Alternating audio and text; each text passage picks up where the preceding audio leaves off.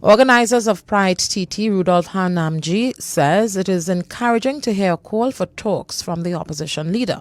He says his group has always called for inclusion, so Kamla Persad-Bissessar's vow to engage the LGBT community is refreshing.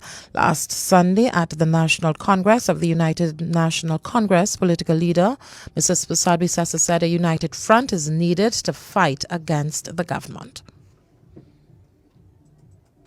I ask you, when you leave today, the headline must be that we will form a union with every segment of society that have been decimated and ignored by the government.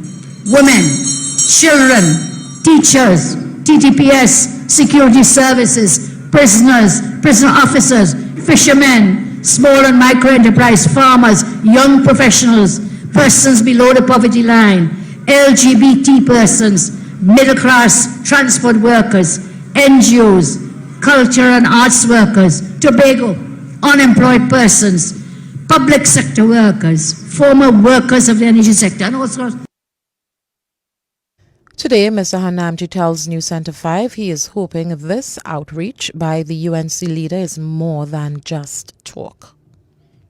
The LGBTQ community has for over a decade been making calls to politicians from all parties to listen to us as we are citizens of the country. Yet we have not seen any of them make substantive policy changes or legislative amendments to ensure we are equal citizens in the country. Prime example being the Equal Opportunities Act and other provisions that govern health care and access and protections. We haven't made any decisions as to where our votes will go yet, but it is encouraging and we look forward to the talks, and we expect that coming out of it we will have a policy, a final policy on gender equity. He believes the call by Mrs. Persad-Bissessar is a step in the right direction. This call on Sunday actually, we think, is as a result of that type of advocacy, and it is encouraging to hear one of the two main political parties finally acknowledge this segment of the society, because we do number in the tens of thousands, and we do vote, and we do pay taxes.